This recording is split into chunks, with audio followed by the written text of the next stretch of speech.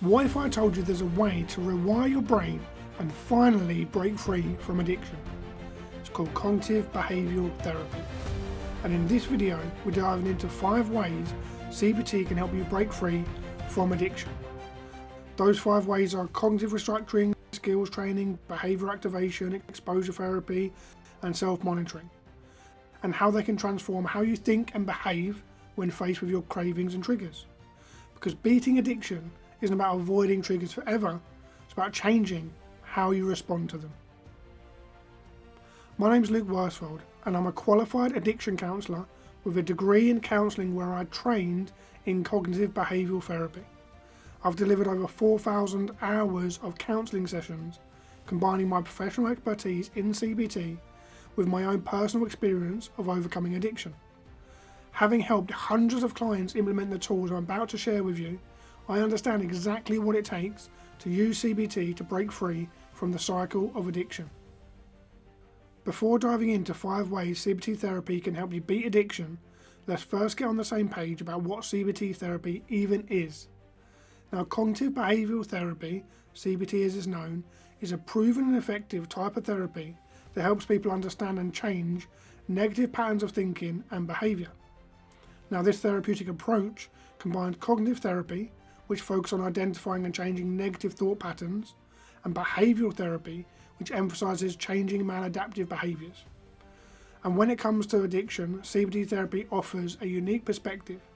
It recognises that addiction is not solely a result of a physical dependence on a substance, but also a complex web of psychological factors. And this is important because most clients I work with are in fact not physically dependent on drugs or alcohol, but are functioning professionals struggling with the psychological side of addiction. And by addressing the underlying cognitive behavioural aspects of your addiction, CBT provides you with the tools and skills necessary to fundamentally change your thought patterns and behaviour that underlie your addiction.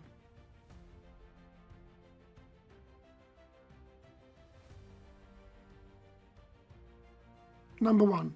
Cognitive restructuring. CR is all about identifying and challenging negative or distorted thought patterns. It's critical to analyse these cognitive distortions, or negative automatic thoughts, NATs as they're called, and how these thoughts fuel your addictive behaviour. This is one way CBT is helping you.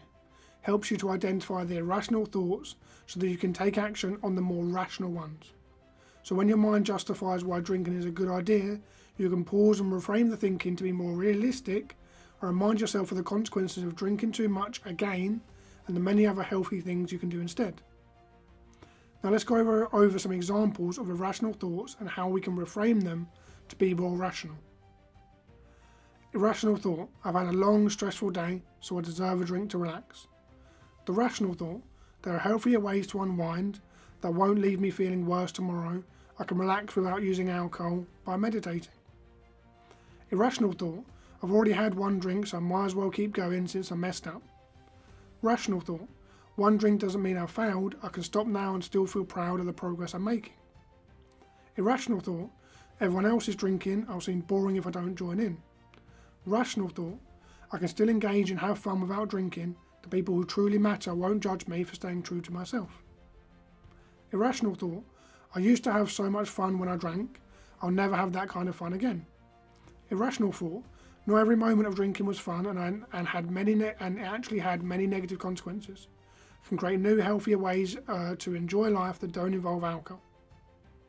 Now, this process of cognitive reframing in CBT helps you learn to replace unhelpful thoughts with healthy and balanced ones. This enables you to stop having that self-destructive behaviour and thinking that underlines drugs and alcohol. Number 2. Skills training. CBT also involves teaching practical psychological skills such as mindfulness, meditation, problem solving and communication. These skills really help you navigate and manage your thinking around drugs and alcohol along the journey of recovery. So let's take a closer look at 2 of the skills: mindfulness and meditation. Mindfulness is all about becoming aware of your thoughts, emotions and behaviours without judgment. In our addiction control program, we use mindfulness techniques to help you observe the train of thought, identifying the carriages carrying triggers, cravings and justifications.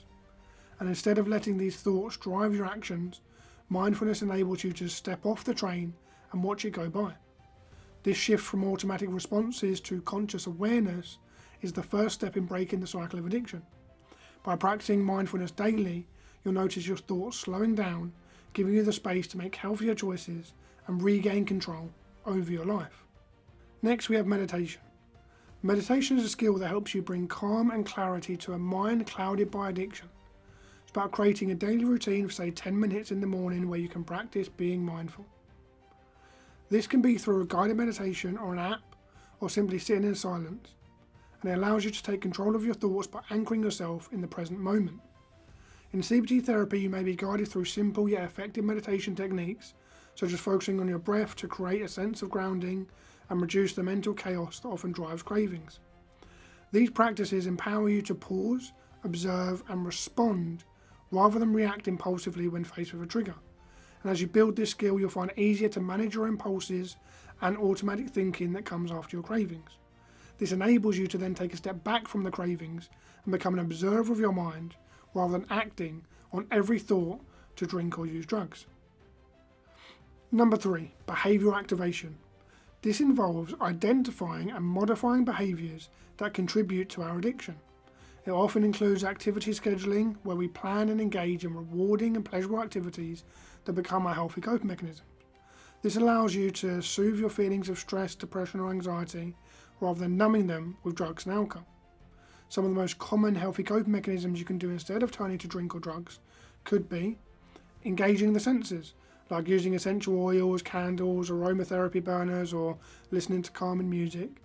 Physical activities like walking in nature along the beach or in the woods or through parks, cycling, running, swimming or going to the gym.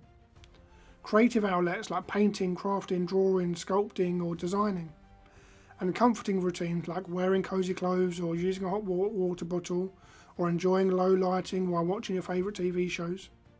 All of these things will help build a healthy routine and give you healthy coping mechanisms to turn to when you're triggered, rather than just turning to a drink or drug. Number 4, exposure therapy. Now, exposure therapy is a powerful CBT technique that helps you gradually face social situations involving alcohol or drugs without giving in to cravings. It's about systematically building your resilience and confidence by starting small and increasing the challenges as you go. This controlled approach allows you to experience and navigate these situations without feeling overwhelmed.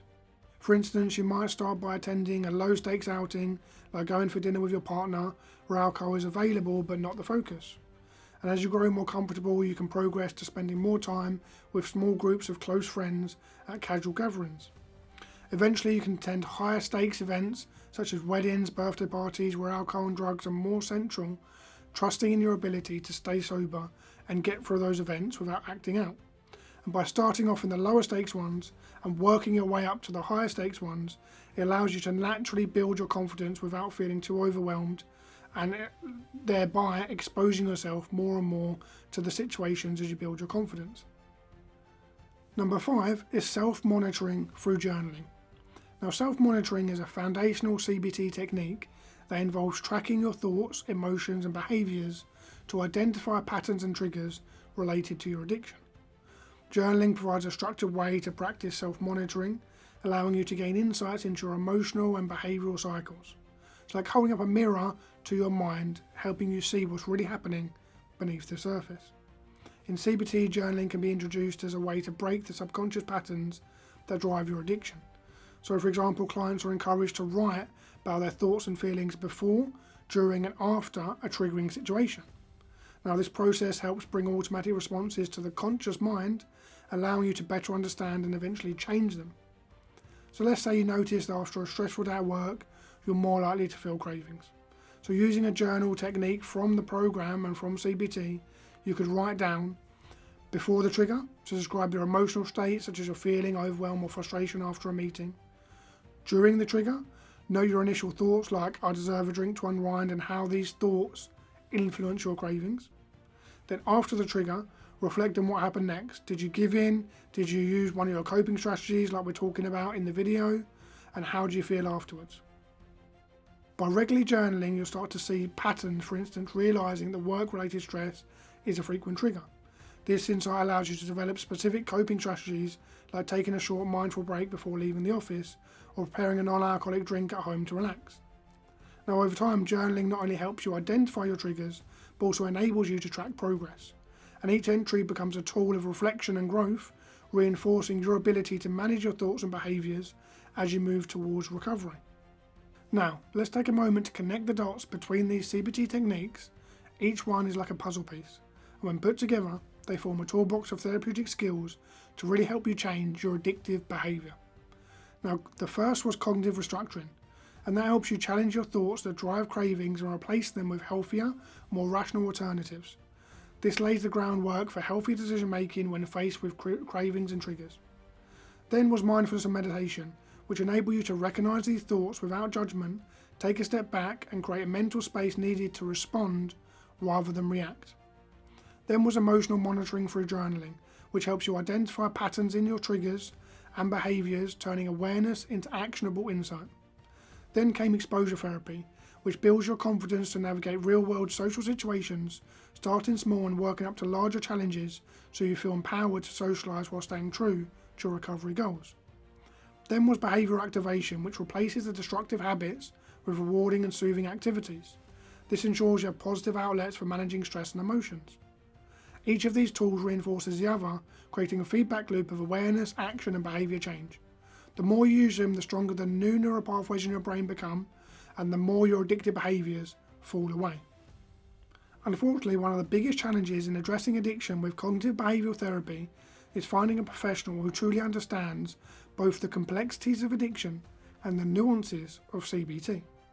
Many therapists may be proficient in CBT techniques but lack the specialist knowledge or personal experience required to effectively tackle the underlying psychological factors driving addictive behaviours. In the healthcare systems like the NHS, individuals seeking help may encounter therapists who excel at general CBT but lack the expertise or specific training to deal with the addiction.